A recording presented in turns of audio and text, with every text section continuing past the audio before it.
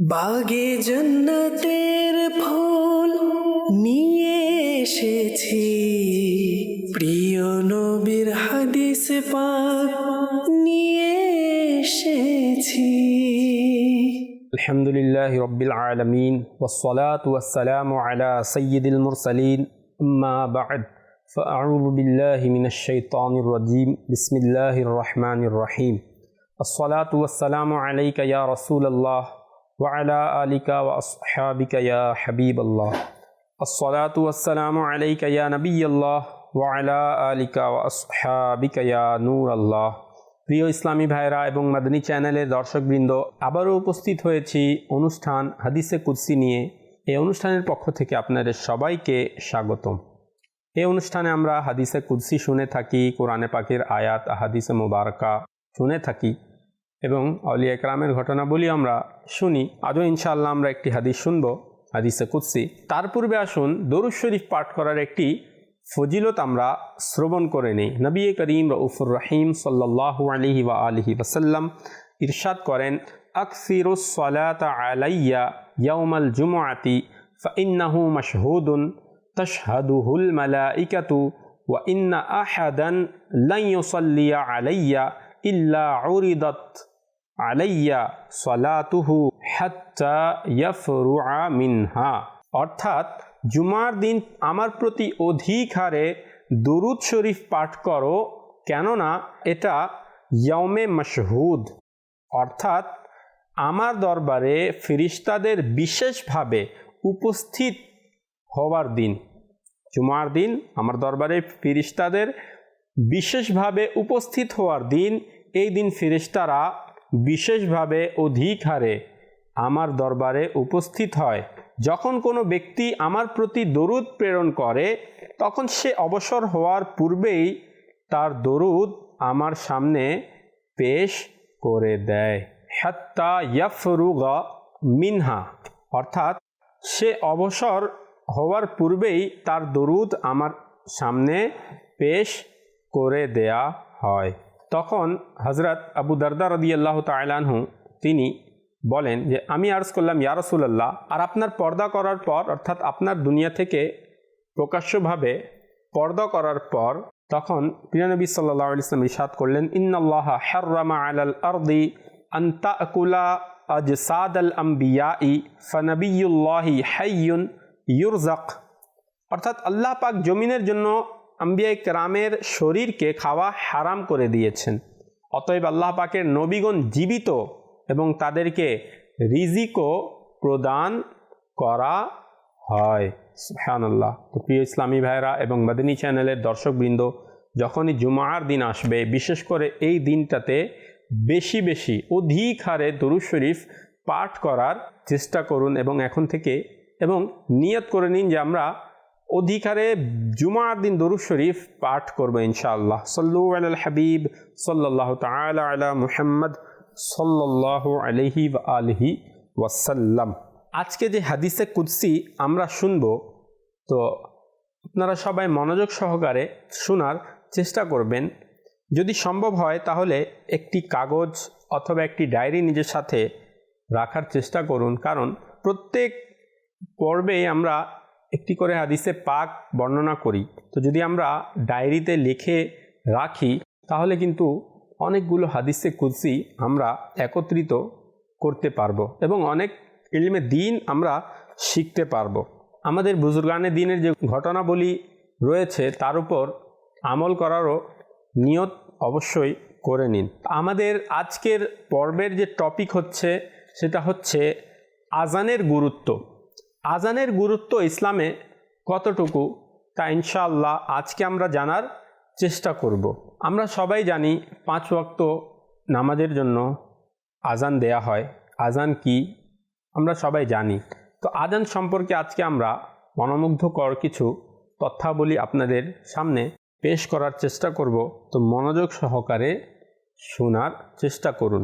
সুতরাং নাসাই শরীফের হাদিসে পাকে রয়েছে, হযরতে উকবা ইবনে আমির রাদিয়াল্লাহু তাআলা আনহু তিনি বলেন, আমি রাসূলুল্লাহ সাল্লাল্লাহু আলাইহি ওয়া আলিহি ওয়াসাল্লামকে বলতে শুনেছি, প্রিয় নবী সাল্লাল্লাহু আলাইহি ওয়াসাল্লাম ইরশাদ করেছেন, যে আল্লাহ পাক যখন কোনো রাখালকে দেখেন যে সে পাহাড়ে পর্বতে আজান দেয়, নামাজ আদায় করে, অর্থাৎ রাখাল যে বকরি অথবা গরু সেটা চড়ায়, যখনই নামাজের সময় হয় সে কি করে, বকরি অথবা ছাগলকে এক সাইডে করে, সে সেখানেই আজান দেয় আর সে নামাজ আদায় করে।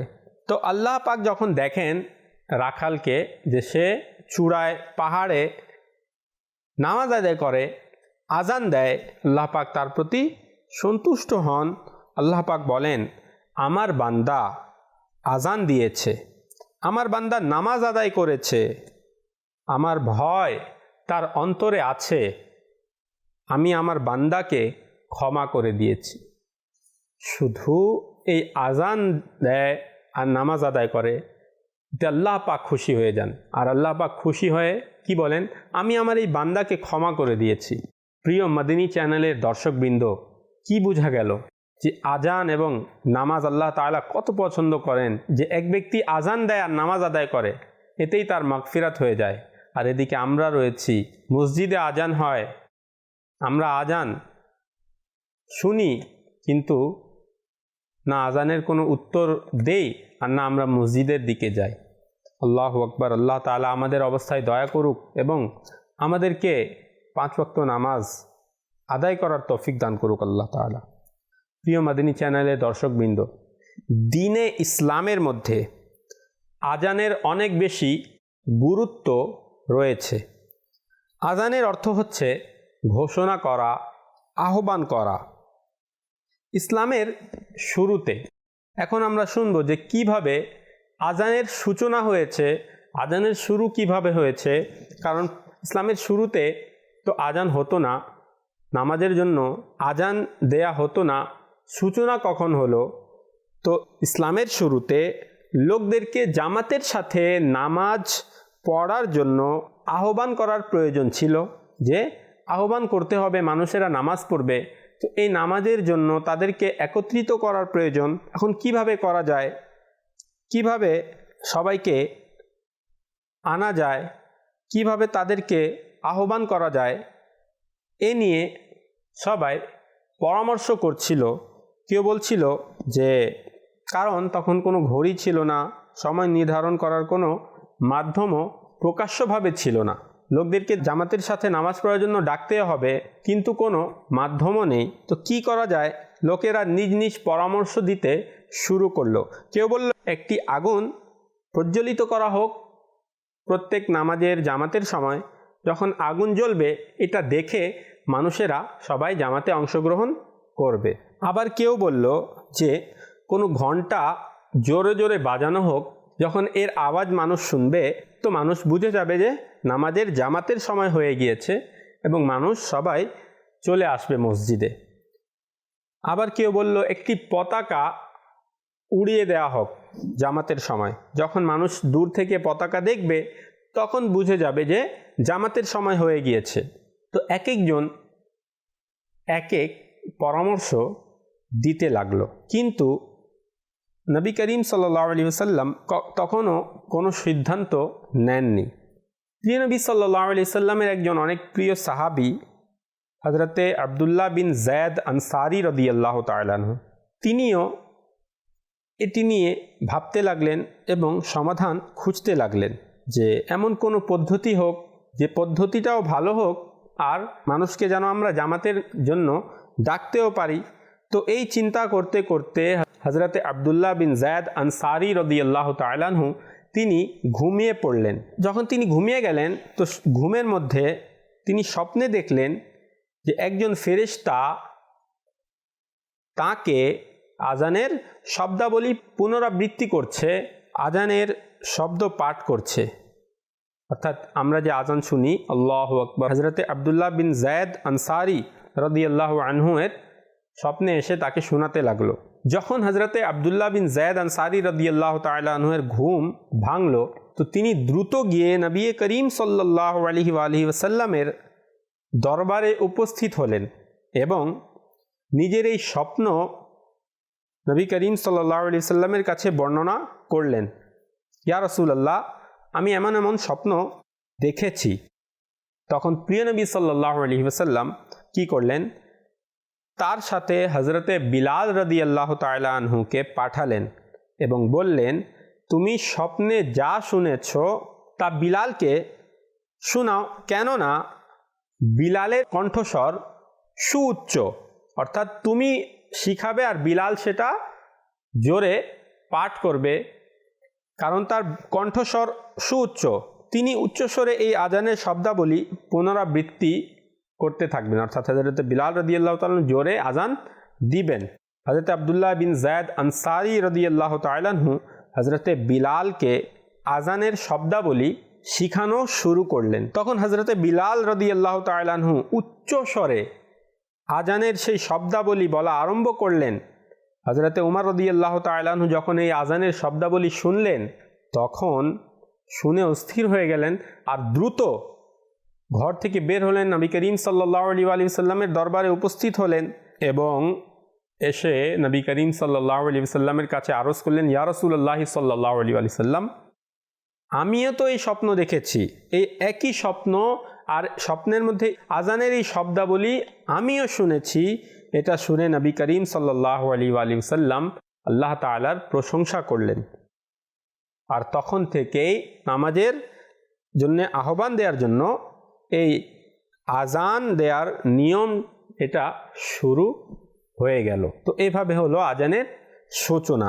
আর এও রয়েছে বর্ণনায় যে 11, 12 অথবা 14 জন সাহাবা একরামের স্বপ্ন এসেছিল, একই স্বপ্ন, আর স্বপ্নে এই একই শব্দাবলী শোনানো হয়েছিল স্বপ্নে।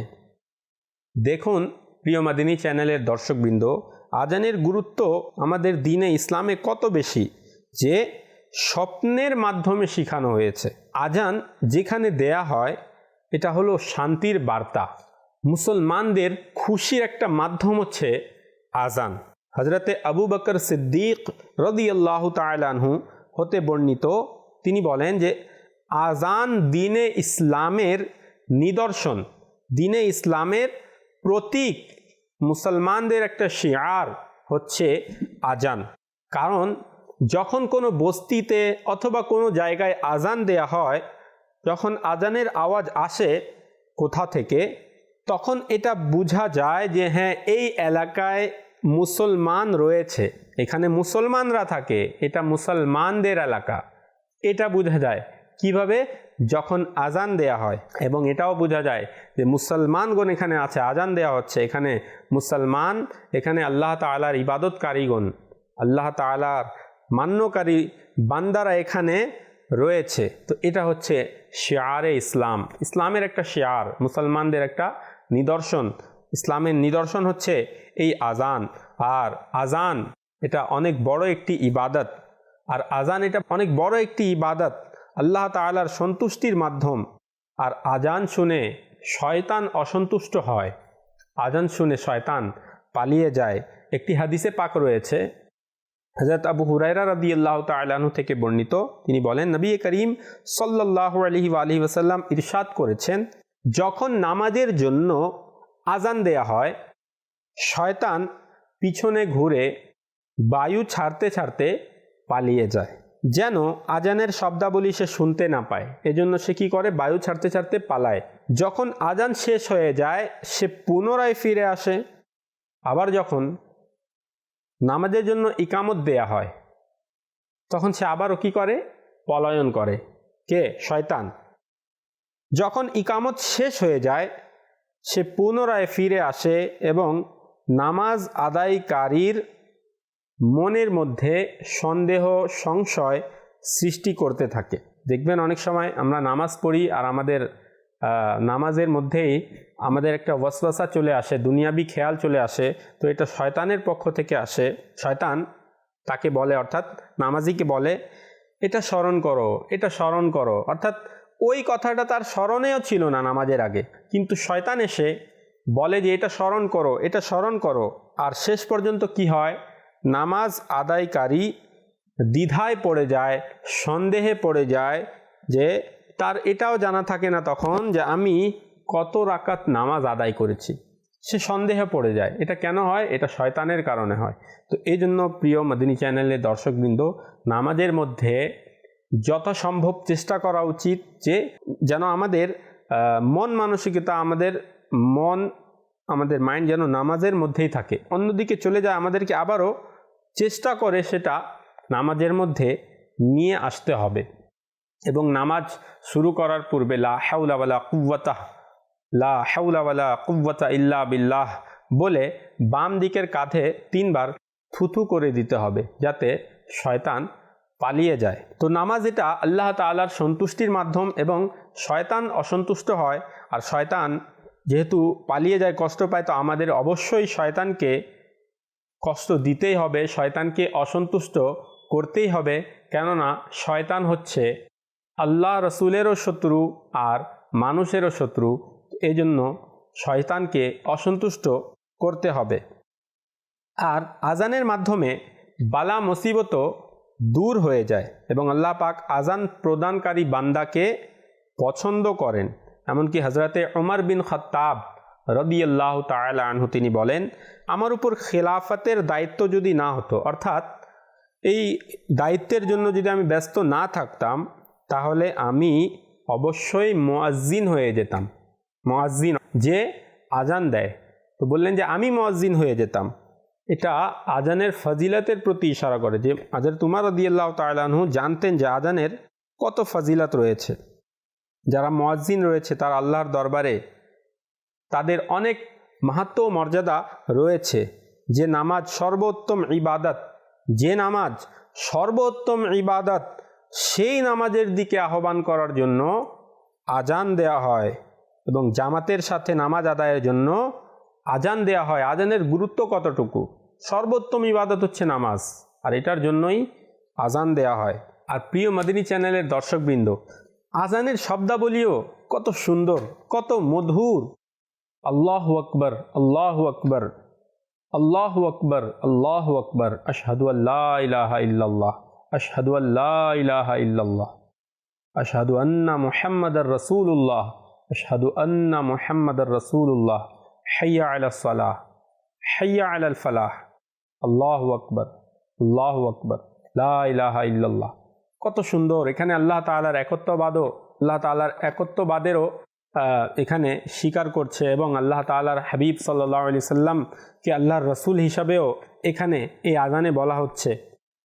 এবং নামাজের দিকে আসো, কল্যাণের দিকে আসো, কত সুন্দর এটার অর্থ রয়েছে। তো আজান দেওয়ার অনেক ফজিলত রয়েছে। মদিনার তাজদার, নবীদের সরদার সাল্লাল্লাহু আলাইহি ওয়াসাল্লাম এর ফরমান হচ্ছে, সওয়াব অর্জনের উদ্দেশ্যে যে ব্যক্তি আজান দেয়, সে ওই শহীদের মতো যে রক্তে রঞ্জিত, অর্থাৎ একজন শহীদ আছে, যে শহীদ হয়েছে, পুরো শরীরে রক্ত রয়েছে, সে আজান প্রদানকারীও এমন শহীদ ব্যক্তির মতো। যখন সে মৃত্যুবরণ করবে, কবরের মধ্যে তার শরীরে পোকামাকড় ধরবে না। আমরা সচরাচর সবাই জানি, যখন মানুষ মারা যায় তখন তার কবরের মধ্যে কয়েকদিনের মধ্যেই তার লাশ পচে যায়, এবং তার মাংস, তার চামড়া সব কিছু গলে যায়, এবং হাড্ডি সেটাই বাকি থাকে। অনেক সময় তো হাড্ডিও মাটির সাথে মিশে যায়। কিন্তু আজান প্রদানকারীর ব্যাপারে বলা হয়েছে যে কবরের মধ্যে তার শরীরে পোকা ধরবে না। আল্লাহু আকবার। আরও একটি ফজিলত শুনি। নবী করিম সাল্লাল্লাহু আলাইহি ওয়াসাল্লাম ইরশাদ করলেন, আমি জান্নাতে গেলাম, এতে মুক্তার গম্বুজ দেখতে পেলাম, আর এর মাটিগুলো ছিল মিশকের। জিজ্ঞাসা করলাম, হে জিব্রাইল, এটা কার জন্য? তো জিব্রাইল আলাইহিস সালাম আরজ করলেন, এটা আপনার উম্মতের মধ্যে মুয়াজ্জিন ও ইমামদের জন্য। সুবহানাল্লাহ। যারা মুয়াজ্জিন, যারা আজান দেয়, যারা ইমাম সাহেব নামাজ পড়ায়, এদের জন্য জান্নাতের মধ্যে এমন একটি গম্বুজ রয়েছে। নবী করিম সাল্লাল্লাহু আলাইহি ওয়াসাল্লাম আরও ইরশাদ করেছেন যে ব্যক্তি 5 ওয়াক্ত নামাজের আজান ঈমানের ভিত্তিতে সওয়াব হাসিলের নিয়তে দিল, তার যে সমস্ত গুনাহ পূর্বে সংঘটিত হয়েছিল তা ক্ষমা হয়ে যাবে। আর যে ব্যক্তি ঈমানের ভিত্তিতে সওয়াবের নিয়তে নিজের সাথীদের 5 ওয়াক্ত নামাজ এর ইমামতি করবে, তার পূর্ববর্তী গুনাহ ক্ষমা করে দেয়া হবে। সুবহানাল্লাহ। এবং হাদিসে পাকে রয়েছে আজান প্রদানকারীর জন্য প্রত্যেক বস্তু ক্ষমা প্রার্থনা করতে থাকে, এমনকি সমুদ্রের মাছেরাও, অর্থাৎ সমুদ্রের মধ্যে মাছও আজান প্রদানকারীর জন্য ক্ষমা প্রার্থনা করতে থাকে। মুয়াজ্জিন যে সময় আজান দেয় তখন ফেরেশতাগণ তার সাথে সাথে আজানের পুনরাবৃত্তি করে, আর যখন আজান শেষ হয়ে যায় তখন ফেরেশতাগণ কিয়ামত পর্যন্ত তার জন্য ক্ষমা প্রার্থনা করে। যে ব্যক্তি মুয়াজ্জিন অবস্থায় মৃত্যুবরণ করে তার কবরের আযাব হয় না। মুয়াজ্জিন মৃত্যুকালীন যন্ত্রণা থেকে মুক্তি পেয়ে যায়, কবরের কঠোরতা এবং সংকীর্ণতা হতেও নিরাপদ থাকে। এই হচ্ছে আজানের। এবং এই হাদিসের মধ্যে আজানের উত্তর দেওয়ার ব্যাপারেও এসেছে যে যখন মুয়াজ্জিন আজান দেয় ফেরেশতারাও তার পুনরাবৃত্তি করে। তো আমাদেরও উচিত যখনই আজান শুরু হবে আমরা কি করব, সকল কাজকর্ম স্থগিত রাখব। দুনিয়ার যত কাজকর্ম রয়েছে সেগুলো একটু থামিয়ে দিব এবং মনোযোগ সহকারে আজান শুনব। এটা হলো আজানকে সম্মান দেয়া, যে আজান হচ্ছে এখন আমি কোনো কাজকর্ম করব না, কথাবার্তা বলবো না, ঠিক আছে? কথাবার্তা বাদ দিয়ে, কাজকর্ম বাদ দিয়ে আমরা নিশ্চুপ হয়ে যাব এবং মুয়াজ্জিন যা বলছে আমরাও পুনরাবৃত্তি করার চেষ্টা করব। এটাকে বলা হয় আজানের উত্তর প্রদান করা। আর এই আজানের উত্তর প্রদান করারও অনেক বেশি ফজিলত রয়েছে। মদিনার তাজদার সাল্লাল্লাহু আলাইহি ওয়াসাল্লাম ইরশাদ করলেন, হে মহিলাগণ, যখন তোমরা হযরত বিলালকে আজান ও ইকামত দিতে শুনবে তখন যেভাবে সে বলে তোমরাও অনুরূপভাবে বলবে, কেননা আল্লাহ আজ্জা ওয়া জাল্লা তোমাদের জন্য প্রত্যেক শব্দের বিনিময়ে 1,00,000 নেকি লিখে দিবেন, 1000 মর্যাদা বৃদ্ধি করে দেবেন এবং 1000 গুনাহ মুছে দিবেন। তো মহিলাগণ এটা শুনে আরজ করলেন যে এটা তো মহিলাদের জন্য, আর পুরুষদের জন্য কি রয়েছে? তখন নবী করিম সাল্লাল্লাহু আলাইহি ওয়াসাল্লাম ইরশাদ করলেন, পুরুষদের জন্য এর দ্বিগুণ সওয়াব রয়েছে। তো এই আজানের উত্তর প্রদানেরও এমন ফজিলত রয়েছে। আজানের উত্তর প্রদান কি?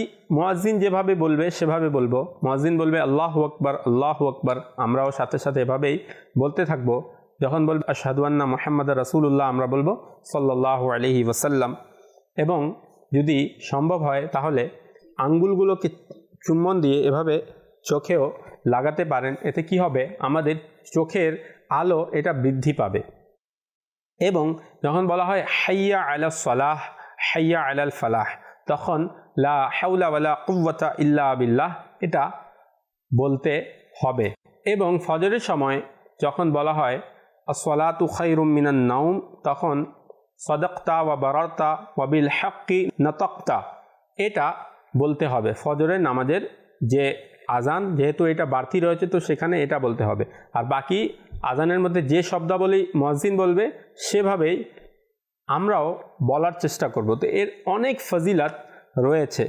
হাদিসের মধ্যে এটাও রয়েছে যে আজানের উত্তর দেওয়ার কারণেও ক্ষমা হয়ে গিয়েছে এবং উত্তম প্রতিদান সে আজানের উত্তর দেওয়ার কারণেও পেয়েছে।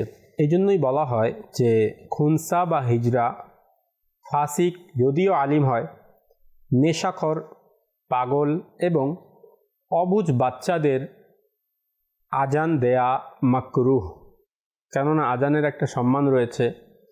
আর যদি এই সকল ব্যক্তিরা আজান দেয় তাহলে এদের আজান আবারও পুনরাবৃত্তি করতে হবে, অর্থাৎ এদের আজান মাকরু। এদের আজান কোনো নামাজের জন্য যদি এই সকল ব্যক্তি আজান দেয় তাহলে এদের আজান আবারও পুনরাবৃত্তি করতে হবে।